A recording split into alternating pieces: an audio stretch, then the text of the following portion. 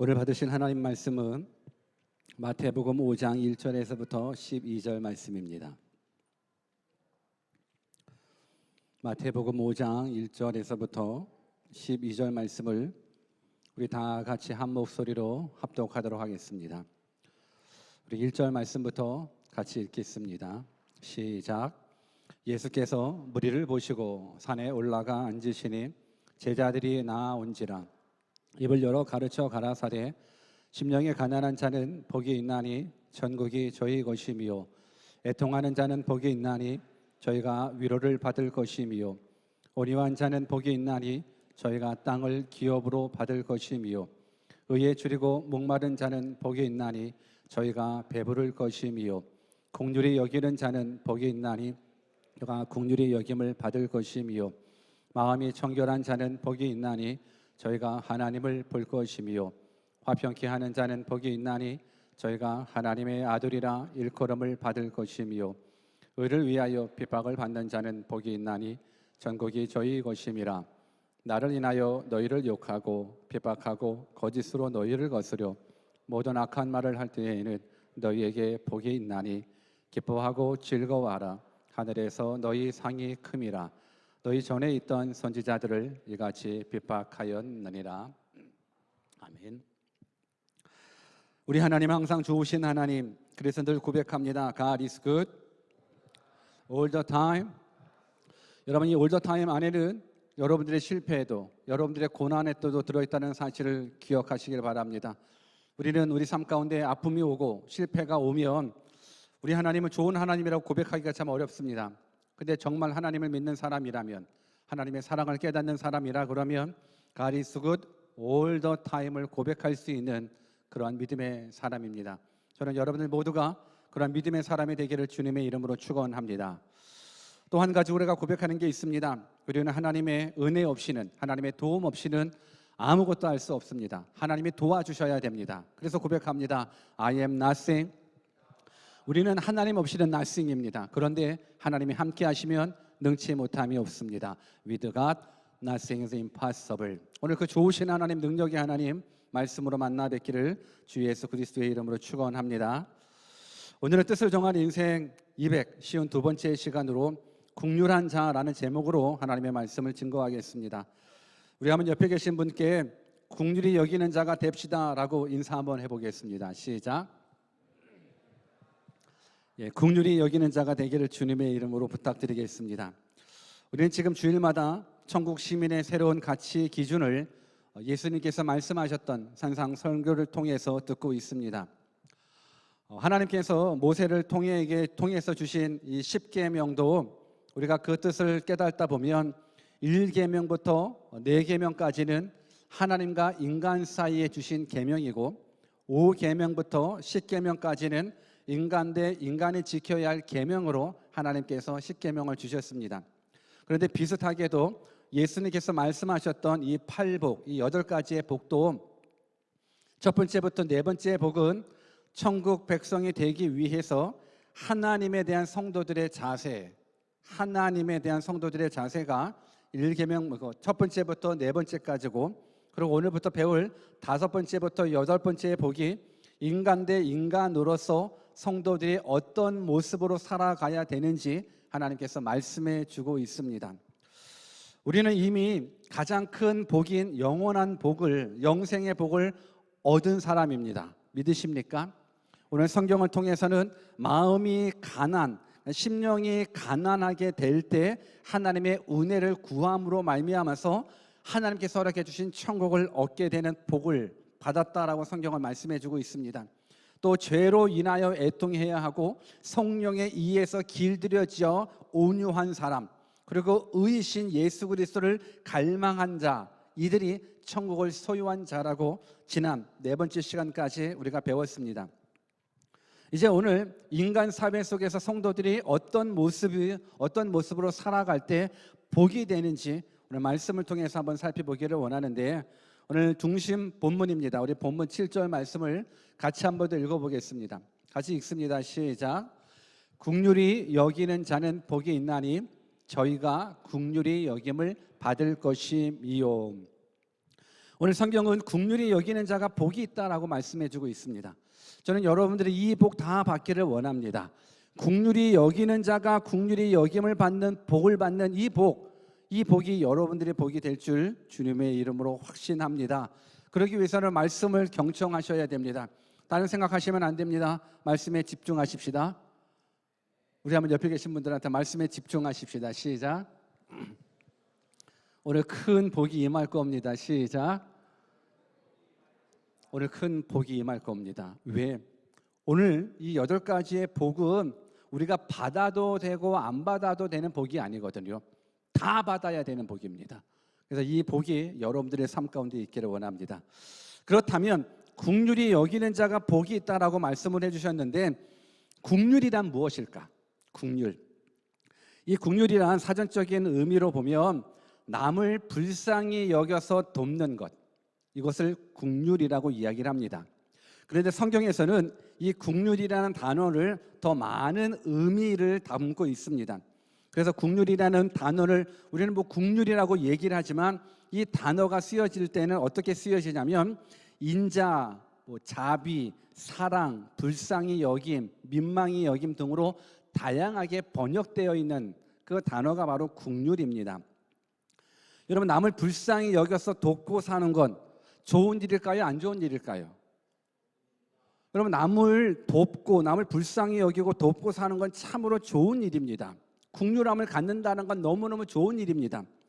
근데 신기하게도 그 당시 이스라엘을 지배하고 있는 로마인들에게 있어서 이 긍휼함은 큰 덕목이 되지는 못했다고 합니다. 저들에게 있어서는 어떤 걸 큰 덕목으로 갖고 있냐면 정의, 용기, 절제, 지혜, 이 4가지 정도만 큰 덕목으로 생각했었고, 이 긍휼함은 아예 영혼의 질병이라고 불렀습니다. 긍휼함이 우리가 생각하기로는 긍휼함은 너무너무 좋은 거거든요. 아니, 남을 불쌍히 여기고 돕는 거 얼마나 좋아요. 그런데 그 당시 로마 사람들에게 있어서는 이 긍휼이 영혼의 질병처럼 여겨졌대요. 왜 그런가 생각했더니 저들이 꿈꾸는 정의, 용기, 그러니까 뭔가 성공하기 위해서는 긍휼한 마음을 가지고 있으면 성공할 수 있을까요? 없을까요? 전쟁에서 싸워 이겨야 되는데 긍휼한 마음을 가지고 있다면 싸워 이겨 승리할 수 있을까요? 없을까요? 적군을 만났습니다. 적군을 죽여야 되는데 죽이려고 하는 그 순간 불쌍해. 불쌍해서 죽이지 못한다 그러면 자신이 죽겠죠. 그러다 보니까는 저들 사이에서 이 긍휼한 마음은 혐오스럽고 수치스러워할 덕목으로, 오죽하면 영혼의 질병이라고까지 이야기를 했을까? 여러분, 우리가 자신의 이익을 지키고 자신의 명예를 지키는 데 있어서 방해가 되는 사람이 있다면 멀리 하든지 보복하든지 해야 됩니다. 나의 명예를 짓밟고 나에게 도전하는 사람이 있다면 우리는 보복해야 되는데, 내 명예와 나의 이익을 지키기 위해서는 보복해야 되는데 이 긍휼함을 가지고 있다 그러면 보복할 수도 없고 내 명예를, 나의 이익을 지킬 수도 없다 보니까는 이 긍휼이 좋은 쪽으로 평가받지는 못했다고 그럽니다. 더군다나 하나님을 믿었었던 유대 사람들도 동일합니다. 저들은 하나님의 거룩한 백성이라는 그 자만심만으로 가득 차 있었고, 율법을 지킨다라는, 왜 저들은 율법을 지켜야지 천국에 갈 수 있다라고 믿기 때문에 율법을 지킨다는 구실 아래 남들을 불쌍히 여길 줄 몰랐습니다. 이 부분들을 어떻게 알 수 있냐면 사람이 죽어가는데도 불구하고 안식일이라는 것, 안식일에는 일을 하면 안 된다고 하기 때문에 그냥 그 율법을 지키기 위해서는 죽어가는 자를 불쌍히 여기기보다는 나는 율법을 지켜서 천국 가야 돼라고 생각하다 보니까는 긍휼한 마음이 없어 죽어가는 사람을 죽게 놔두는 것, 이것이 그 당시의 모습인 겁니다. 늙은 부모를 섬기는 것, 아니 부모를 섬기는 것, 이거 마땅한 거 아닌가요? 그래요, 안 그래요? 다 불효자들만 모아놨나? 여러분들 한번 옆에 계신 분들한테 부모님께 효도해야 됩니다. 시작. 부모님께 효도해야죠. 부모님께 효도해야죠. 오늘 근데 유대 사회에서는 다는 아니겠지만 얼마나 율법으로 지켜졌는지 부모님을 향하여 사랑으로 섬기고 긍휼함으로 섬겨야 되는데 그냥 하나님 앞에 이 물질 서운한 거야, 이거 하나님께 드렸어, 부모한테 드릴 돈 없어 라고 이야기했으면 그게 먹혀 들어간 시대였었습니다. 부모를 섬겨야 되는데 부모 섬기기 싫으니까 부모 섬길 돈을 내가 하나님한테 헌금했는데 오케이 굿 괜찮아. 이 부분들이 과거 유대 사회. 그러니까 그러다 보니까는 율법을 지키기 위해서 긍휼한 마음이 없는 그 유대의 모습이 이 모습. 그들을 향한, 아마 우리 모두를 향하겠죠. 예수님께서 말씀하시는 율법이 없는, 긍휼함이 없는 자들을 향해서 긍휼한 자가 복이 있다. 긍휼한 자가 복이 있다라고 선포한 건 그 당시에는 충격적인 메시지였었습니다. 우리가 생각하기로는 긍휼한 자가 복이 있다라는 건 그냥 자연스럽게 들려지는 말입니다. 당연하죠. 긍휼히 여기면 긍휼히 여김을 받는 복 자연스럽게 느껴지지만 긍휼함을 원수처럼 여기고 긍휼함을 패배자처럼 여기는데 그들을 향해서 긍휼한 자가 복이 있다라고 얘기했었을 때는 저들이 믿어지지가 않는, 어떻게 보면 충격적인 메시지였을 겁니다. 근데 성경은 우리들에게 뭘 말씀하고 있냐면 우리 7절 다시 한번 또 읽어봅시다. 시작. 긍휼히 여기는 자는 복이 있나니 저희가 긍휼히 여김을 받을 것이미요. 긍휼히 여기는 자가 복이 있대요. 어떤 복을 받아요? 긍휼히 여김을 받는데요. 여러분, 내가 누군가에게 긍휼히 여김을 받는다면 어떨까?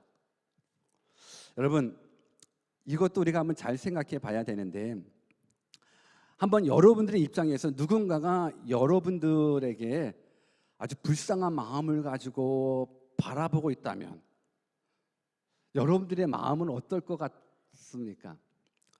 우리가 한번 그렇게 실험을 한번 해볼까요? 우리 옆에 계신 분이 정말 불쌍한 사람인 거예요. 무슨 사람이요? 정말 불쌍한 사람인 거예요. 그래서 가장 긍휼한 마음 가지고 가장 불쌍하게 한번 쳐다봐 보세요. 아이고, 한번 시작. 아이고, 어떻게 그렇게 불쌍하게 생겼냐?부터 시작해가지고 한번 정말로 불쌍하게, 불쌍해 하면서 한번 말해줘 보세요. 아유, 불쌍하다. 시작. 불쌍하다. 여러분들 이 말을 듣고 그래, 난 불쌍해, 나 도와줘, 이렇게 얘기하지는 않을 거예요. 어떤 모습, 어떤 반응이 나오냐면 내가 왜 불쌍해? 너 불쌍해. 내가 왜 불쌍해? 너가 더 불쌍해. 뭐 이렇게 싸우는 게 우리들의 모습이거든요. 왠지 누군가가 나에게 긍휼히 여겨주면 자존심 상해요. 내가 뭐 밥이 없어, 옷이 없어, 잘 곳이 없어. 더군다나 난 뉴질랜드 살아. 여러분들, 우리 뉴질랜드 살아요. 누가 감히 우리를 불쌍히 여겨요? 안 그래요? 우리 한번 옆에 계신 분들, 우리 뉴질랜드 살아요. 시작. 여러분들 진짜 복이에요. 복이에요. 근데 누가 감히 뉴질랜드에서 살고 있는 우리들, 밥이 없어요, 옷이 없어요, 뭐 있을까, 또 외모가 안 받쳐줘요, 아무튼 다 있는데 우리를 불쌍하게 여김을 받는다라는 것, 이게 복으로 여겨지지가 않아요. 그도 그럴 것이, 여러분들이 깨달아야 될 건 여러분들이 정말로 잘 살고 있는 거예요. 여러분들은 상류층이에요. 정말이에요. 이걸 우리가 모르더라고요. 자기가 가난하다고 생각하고 자기가 어렵다라고 생각하는데 절대 그렇지 않아요. 여러분, 지구상의 인구를 보니까는 한 75억 정도로 얘기를 하더라고요. 여러분, 75억 중에 60억에 해당되는 사람들이 하루 2달러, 2달러 미만으로 생활을 하고 있답니다. 그중에 15억이 되는 사람들은 하루에 1달러 정도도, 1불 정도도 생활하기가 어렵게 살아간답니다. 그러니 여러분들은 상류층인 거예요. 우리 한번 옆에 계신 분들한테 당신은 상류층 사람입니다. 한번 인사해 봐봐요. 시작. 여러분, 상류층 사람들이에요. 그렇기 때문에 이 복이 복같이 여겨지지가 않는 거예요. 내가 상류층인데, 우리 집이 펜트하우스에 살고 있는데 지하방에 사는 사람이 우리를 불쌍히 여긴다고 생각을 한번 해보세요. 그게 먹혀 들어갈 것 같아요? 안 먹혀 들어갈 것 같아요? 안 먹혀 들어가는 거예요. 동일해요. 오늘 예수님께서 긍휼히 여기는 자가 긍휼히 여김을 받는 복을 받겠다라고 이야기를 하니까 그 복이 나한테 와닿지가 않아요. 나 잘 먹고 잘 사는데 무슨 불쌍함이 필요해? 라고 이야기를 하는데 정말 그럴까요? 정말 우리 모두는 긍휼함이 필요 없는 사람입니까? 아니요. 우리는 긍휼함이 필요한 사람입니다. 여러분, 지난 시간 계속 말씀드리는 것 중에 한 가지가 예수님께서 말씀하셨던 이 팔복이 이 땅의 복을 말씀하는 것이 아니거든요. 그렇다면 긍휼하는 부분들, 긍휼히 여긴다라는 것도 육신적이고 물질적인 것이 아닌 영혼적이라는 부분들을 우리는 깨달으셔야 되는 겁니다. 여러분, 예수님께서 이 땅에 오셔서 병들고 가난하고 소외당한 사람들 긍휼한 마음 가지고 많이 고쳐주셨습니다. 배고픈 사람들 기적을 베풀어 주셔서 배불리 먹게 해주셨습니다. 근데 우리가 기억해야 될 건 예수님께서 이 땅에 긍휼함을 가지고 행하셨던 모든 기적들이 단지 이 땅에 있는 사람들이 이 땅에서 잘 먹고 잘 살게 하기 위해서 예수님이 기적을 행하신 것이 아닙니다. 이 땅에서 잘 먹고 잘 사는 것이 아니라 예수님의 그 기적을 통해서 천국을 바라보라는 겁니다. 예수님의 그 기적을 통해서 구원자가 누구인지 깨닫고 영생 얻으라는 겁니다. 그래서 예수님은 정말로 긍휼함 여기셔서 우리를 많이 사랑해 주셨습니다. 그 사랑을 우리가 경험했다 그러면 우리가 집중해야 될 건 이 땅이 아니라 저 하늘인 겁니다. 우리가 하나님께로부터 사실 긍휼함을 받았습니다. 만약 하나님이 우리들에게 긍휼함을 베풀어 주시지 않는다 그러면 그 자체가 바로 사망입니다. 하나님이 우리를 불쌍히 여겨주시지 않는다 그러면 그 자체의 결과가 바로 지옥일 수밖에 없는 겁니다. 오늘 우리는 하나님을 다시 한번 깨달아야 됩니다. 우리가 믿는 하나님이 어떤 하나님인지 말씀을 통해서 깨달아 볼까요? 우리 느헤미야 9장 31절 말씀을 같이 한번 읽어보겠습니다. 우리 크게 한번 하나님의 말씀을 읽어봅시다. 시작. 주의 긍휼이 크심으로 저희를 아주 멸하지 아니하시오며 버리지도 아니하셨사오니 주는 은혜로우시고 긍휼히 여기시는 하나님이시니라. 우리가 믿는 하나님은 긍휼하심이 크신 하나님이십니다. 믿으십니까? 이것 때문에 우리가 사랑하는 거예요. 근데 많은 사람들이 몰라요. 그래서 가르쳐 줘야 돼요. 옆에 계신 분들한테 우리가 믿는 하나님은 긍휼하심이 크신 하나님입니다. 가르쳐 주세요. 시작. 우리가 믿는 하나님은 긍휼하심이 크신 하나님이십니다. 여러분, 그 하나님의 긍휼하심이 없으면 우리는 죽는다니까요. 성경을 또 읽어볼까요? 에베소서 2장 4절 5절도 같이 한번 읽습니다. 시작. 긍휼에 풍성하신 하나님이 우리를 사랑하신 그 큰 사랑을 인하여 허물로 죽은 우리를 그리스도와 함께 살리셨고 너희가 은혜로 구원을 얻은 것이라. 성경은 긍휼에 풍성하신 하나님이라고 이야기합니다. 긍휼에 풍성하신 하나님이 우리를 살리셨다. 여러분, 이 말씀이 여러분들 가운데 적용되었으면 좋겠습니다. 우리가 믿는 하나님 긍휼이 풍성하신 하나님입니다. 우리 성경 구절을 한 구절만 더 찾아 읽어볼까요? 디도서 3장 5절 같이 한번 또 크게 읽습니다. 시작. 우리를 구원하시되 우리의 행한 바 의로운 행위로 말미암지 아니하고 오직 그의 긍휼하심을 쫓아 중생의 씻음과 성령의 새롭게 하심으로 하셨나니. 우리가 구원 얻을 수 있는 이유가 무엇입니까? 우리가 천국에 갈 수 있는 이유가 무엇입니까? 성경은 우리의 행위로 구원받았다라고 이야기하지 않습니다. 우리를 구원하시되 우리의 행한 바 의로운 행위로 말미암지 않고 그 다음에 뭐라고 기록되고 있습니까? 오직 그의 긍휼하심을 쫓아 우리가 영원한 생명을 얻었다라는 겁니다. 그러니 하나님이 우리를 긍휼하게 여겨주시지 않으면 우리는 사망입니다. 하나님이 우리를 긍휼하게 여겨주시지 않으면 우리는 지옥입니다. 하나님이 우리를 긍휼하게 여겨주시지 않으면 그 자체가 저주입니다. 주의 긍휼하심을 필요치 않는 사람은 이 세상에 한 명도 없습니다. 모두가 다 주의 긍휼하심을 받아야 됩니다. 하나님은요, 아무리 악한 죄인이라도 회개하며 주께 돌아오기만 한다 그러면 긍휼한 마음 가시고 다 용서하시고 우리에게 참 기쁨과 참 행복, 영원한 생명을 허락해 주십니다. 여러분, 복음이 무엇입니까? 복음이란 하나님의 긍휼하심입니다. 하나님께서 우리를 불쌍히 여겨주셔서 우리의 죄로 말미암아 지옥 갈 수밖에 없는데 불쌍한 마음에 우리를 구원하시고자 하나님이신 예수 그리스도가 이 땅에 오셔서 우리 대신에 십자가에 죽으셨다라는 것. 그래서 예수 그리스도의 십자가의 사건은 긍휼 사건이신 겁니다. 오늘 저는 여러분들이 하나님의 긍휼하심을 얻기를 주님의 이름으로 축원합니다. 이거 너무너무 소중한 겁니다. 하나님이 우리를 불쌍히 여겨주셔야 돼요. 사실 옆에 사람들이 나를 안 불쌍히 여겨도 괜찮아요. 그냥 옆에 사람은 그냥 옆에 사람이에요. 우리 한번 다시 인사할 때 너가 나 불쌍하게 여기지 않아도 돼. 한번 인사해 봐봐요. 시작. 너가 나 그렇게 불쌍히 여기지 않아도 돼. 물론 불쌍히 여겨주면 고마워. 불쌍히 여겨주면 고마워. 근데 하나님이 우리를 불쌍히 여겨주지 않으면 큰일입니다. 누가 저거 버튼을 눌렀다 봐요. 버튼을. 하나님이 우리를 불쌍히 여겨주지 않으면 큰일입니다. 오늘 우리가 본문을 읽으면서 우리가 오해할 수 있는 부분들이 있더라고요.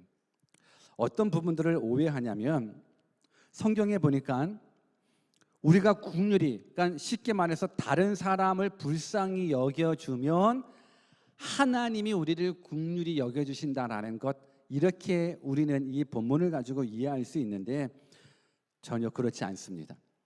물론 그 말도 맞는 말입니다. 근데 우리가 기억해야 될 건 이건 조건부적인 긍휼하심이 아닙니다. 긍휼히 여기는 자가 복이 있나니 저희가 긍휼히 여김을 받을 것이다 라는 말 속에는 우리가 남을 긍휼히 여길 때 하나님의 긍휼하심이 나에게 온다, 맞는 말입니다. 그런데 이 말을 우리가 깨닫기 전에 반드시 깨달아야 될 또 다른 말이 있습니다. 왠지 이 말은 조건부적인 긍휼 같거든요. 내가 누군가를 불쌍히 여기면 그때 하나님께서 나를 불쌍히 여겨주신다라는 조건부적인 긍휼 같은데, 하나님께서는 우리들에게 말씀하시는 것, 예수님께서 우리들에게 말씀하시는 건 이 조건부적인 긍휼이 아니라 반자동적인 긍휼인 겁니다. 반사적인 긍휼이 되는 겁니다.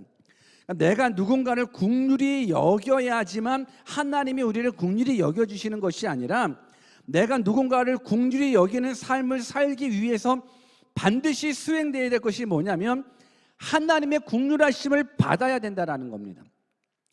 하나님의 긍휼하심을 받아야지만 내가 다른 사람을 향하여 하나님의 긍휼하심을 전달할 수 있다는 것, 이것이 오늘 본문의 뜻이는 겁니다.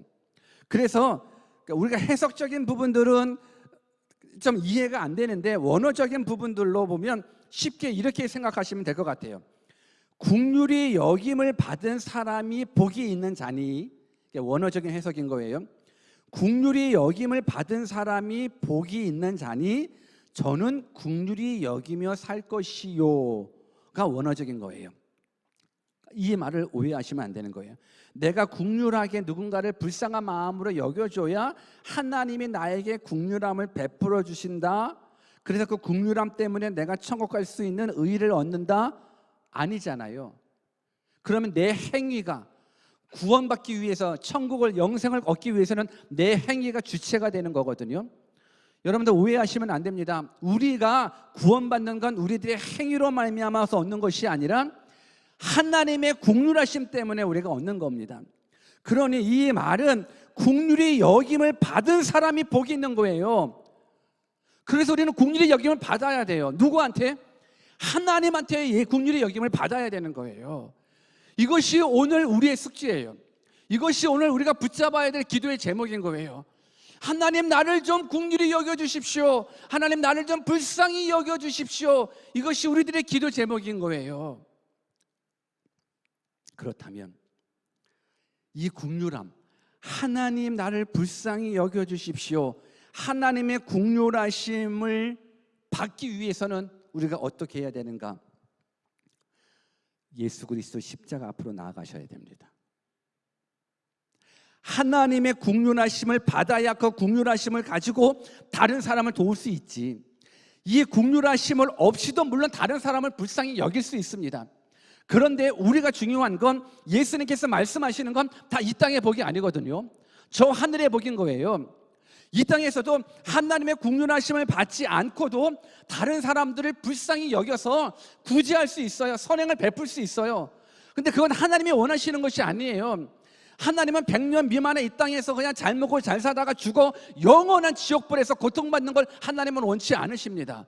하나님이 원하시는 건 천국이에요. 영생이에요. 참된 기쁨이에요. 영원한 생명인 거예요. 그렇기 때문에 하나님께서 우리를 긍휼히 여겨 주셔야만 돼요. 이것이 진짜 복이에요. 이 긍휼하심을 받기 위해서는 반드시 예수 그리스도 십자가 앞으로 나아가셔야 되는 거예요. 왜 그렇습니까? 예수 그리스도의 십자가 지심이 하나님께서 허락해 주시는 긍휼의 사건이기 때문에 그런 거예요. 지옥 갈 우리들이 너무너무 불쌍히 여겨 지옥 가 고통받을 수밖에 없는 우리들의 상황을 하나님께서 너무너무 불쌍히 여겨서 이 땅에 예수 그리스도를 보내주시고 그분이 나 대신에 십자가 지셔서 구원을 이루어주셨거든요. 그렇기 때문에 하나님의 긍휼하심을 얻기 위해서는 반드시 예수 그리스도 십자가 앞으로 나아가셔야 됩니다. 믿으십니까? 이 말씀이 들려졌으면 좋겠습니다.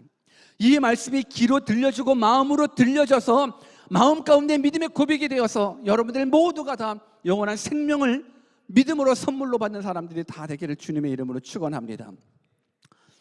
예수 그리스도의 십자가 사건, 우리 죄인들을 향한 하나님의 긍휼한 사건입니다. 이 사건을 받은 자의 반응이 바로 긍휼인 거예요. 하나님으로부터 긍휼하심을 받은 자가 복이 있나니 저희가 긍휼한 삶을 살 것이요가 오늘의 메시지입니다. 그래서 여러분들이 하나님으로부터 긍휼함을 받았다고 그러면 긍휼한 삶을 사셔야 되는 거예요. 이것이 마땅한 삶인 거예요. 그런데 성경에 보면 이러한 긍휼함을 받았음에도 불구하고 살지 못해서 긍휼함을 뺏긴 사건이 있더라고요. 마태복음 18장에 보면 1만 달란트 빚진 자를 탕감해 주는 사건이 나옵니다. 여러분, 1만 달란트라는 건 우리들의 화폐 개념으로는 이해할 수가 없어서 쉽게 얘기하자면 한 사람의 5,000년 연봉이 그냥 일반 달란트 정도 되는 거예요. 그냥 한 사람의 뭐 10년 연봉이 아니라 5,000년 연봉이 1만 달란트. 그래서 1만 달란트를 탕감받은, 그러니까 긍휼함을 받아서 그걸 갚아야 되는데 갚을 수 있는 능력이 없으니까 주인이 긍휼함 가지고 용서해 주셨단 말입니다. 그래도 1만 달란트 안 갚아도 돼. 얼마나 기뻐요. 여러분, 이거 상상이 안 되는 돈이잖아요. 5,000년 연봉이라는 건. 그런데 그 5,000년 연봉을 탕감받은, 그 긍휼함을 받은 그 사람이 자기 앞에 누가 나타났냐면 100데나리온 빚진 자가 나타난 거예요. 100데나리온은 100일치 삭힌 거예요. 근데 그 사람이 내가 지금 가난하고 돈 없으니 날 좀 용서해달라, 긍휼을 베풀어달라 했는데 긍휼을 베풀어 주질 않더라고요. 나는 5,000년 연봉을 삭감받았는데 100일치 그 삭을 그냥 좀 어떻게 감해달라, 아니 뭐 깎아, 이것도 아니에요. 그냥 기다려달라고, 내가 갚겠다고 했는데 그냥 감옥에 쳐넣는 그 사건을 보므로 주변 사람들이 이거는 아닌데 해서 다시금 주인한테 구했어요. 그랬더니만 성경을 같이 한번 읽어볼까요? 마태복음 18장 32절에서 34절 같이 읽습니다. 시작. 이에 주인이 저를 불러다가 말하되 악한 종아, 내가 빌기에 내가 내 빚을 전부 탕감하여 주었거늘 내가 너를 불쌍히 여김과 같이 너도 내 동안을 불쌍히 여김이 마땅치 아니하냐 하고 주인이 노하여 그 빚을 다 갚도록 저를 옥졸들에게 붙이니라. 여러분, 큰 긍휼함을 받았는데 그 긍휼함을 베풀지 않았을 때 그 큰 긍휼함이 빼앗겨져서 결국은 감옥에 간 것. 여러분, 이건 큰 긍휼함을 받은 우리들이 어떻게 살아가야 될 것인지를 말씀해 주는 거예요. 그래서 이 시간 우리가 결단하셔야 돼요. 뭘 결단하시냐면 나도 긍휼함을 얻은 자로서 살아가야 되겠다. 국률함을 얻은 자로 살아간다라는 건 내 삶 속에 국률을 베풀어야 된다라는 겁니다. 국률함은요, 단순히 아유 불쌍해, 불쌍해 동정으로 끝나는 것이 아닙니다. 여러분, 지옥 가는 우리를 바라보면서 하나님이 그냥 아이 불쌍해, 아이 불쌍해, 그냥 동정으로만 끝났다 그러면 어떻게 돼요? 지옥 갔네, 아유 불쌍해. 만약 하나님이 긍휼한 그 마음을 그냥 그 마음 가지고만 불쌍해 동정심으로만 가지고 있었다 그러면 우리들은 영원한 생명을 얻을 수가 없습니다. 성경을 한번 같이 읽어볼까요? 로마서 5장 8절입니다. 긍휼함이 무엇인가? 같이 읽습니다. 시작. 우리가 아직 죄인 되었을 때에 그리스도께서 우리를 위하여 죽으심으로 하나님께서 우리에 대한 자기의 사랑을 확증하셨느니라. 이 불쌍해 그냥 마음으로 동정하는 그것이 긍휼이 아니라 우리가 죄인 되었을 때에 우리를 위하여 죽으심으로 긍휼하심을 선포해 주셨다라는 겁니다. 죽으심으로 긍휼하심을 보여주셨다라는 겁니다. 그러니 우리가 긍휼함을 베푼다라는 건 쉬운 일은 아닌 겁니다. 예수님께서 말씀하시는 이 긍휼함을 베푼다라는 건 쉬운 일은 아닐 겁니다. 그렇기 때문에 하나님께서 우리들에게 뭘 말씀해 주시는지 아십니까? 너가 인생을 살다가 긍휼함을 받았기에, 엄청난 긍휼함을 받았기에 긍휼함을 베풀어야 되는데 어려울 때마다 예수 그리스도의 십자가를 생각하라는 겁니다. 나는 5,000년 연봉을 삭감받았는데 100일치 그거 못 삭감해 주겠습니까? 우리는 5,000년이 아니거든요. 우리는 영원한 지옥 세계에서 건진받은 사람들이라면, 그 사랑이 크게 느껴진다 그러면 내 주변에 가난한 자, 소외당한 자, 불쌍한 자들 돕는 건 마땅하다라는 겁니다. 오늘 우리가 그러한 믿음의 사람이 되기를 주님의 이름으로 축원합니다. 여러분, 내가 긍휼함을 갖는다는 건 뭡니까? 사실 그냥 아는 사람, 친한 사람이 어려움에 처해져 있을 때 긍휼함을 가지고 도와주는 것 좀 괜찮을 수 있습니다. 가능할 것 같아요. 아니, 신문이나 뉴스를 보면서 어떤 사건을 받았을 때 나랑은 상관은 없지만 너무너무 애타한 사건을 봤었을 때 그들을 향해서 마음을 쓰고 물질을 쓰고 긍휼함을 베푸는 것, 이것도 가능할 것 같아요. 그런데 문제는요, 내가 싫어하는 인간, 나에게 상처 준 인간, 내가 미워하는 인간에게 긍휼함을 베푼다라는 건 이건 못할 것 같아요. 이건 못할 것 같아요. 내가 받은 상처가 얼만데 내가 저들을 불쌍히 여겨? 아니, 차라리 저주를 하면 저주를 했지 긍휼함을 갖고 싶지는 않은 게 우리들의 모습인데, 오늘 하나님께서 보십시오. 우리가 아직 죄인 되었을 때에, 하나님을 대적했었을 때에, 하나님의 뜻과 상반되어 살아갔을 때 하나님이 우리에게 긍휼을 베풀어 주셔서 친히 이 땅에 육체를 입으시고 십자가에 돌아가셨대요. 이 긍휼함이 우리 가운데 실천하는 자가 되었으면 좋겠습니다. 여러분들 어때요? 큰 긍휼함을 받으셨습니까? 영원한 생명을 긍휼함으로 받으셨습니까? 그렇다면 이제 긍휼을 실천하는 자가 되었으면 좋겠습니다. 남의 죄를 용서해 주는 사람, 긍휼을 실천하는 사람입니다. 가난하고 어려운 자를 돕는 사람, 긍휼을 실천하는 사람입니다. 이 긍휼을 실천하는 자가 되기를 원합니다. 그런데 문제가 있습니다. 로마 사람들이 왜 긍휼을 싫어했다고요? 긍휼하면 내게 빠져나가기 때문에, 긍휼을 여기면 성공을 이룰 수 없고 승리를 이룰 수 없기 때문에 긍휼을 싫어했답니다. 우리 사회도 똑같을 것 같아요. 내가 누군가를 긍휼한 마음을 가진다라면 그것이 단지 마음이 아니라 삶 가운데 적용되는 실천이라 그러면 내 마음이 빼앗기게 되고 내 물질이 빼앗기게 되고 내 시간이 빼앗기게 된다면 원치 않는 게 긍휼일 겁니다. 근데 큰 긍휼을 받았다면서요. 예수 그리스도를 믿고 구원받았다면서요.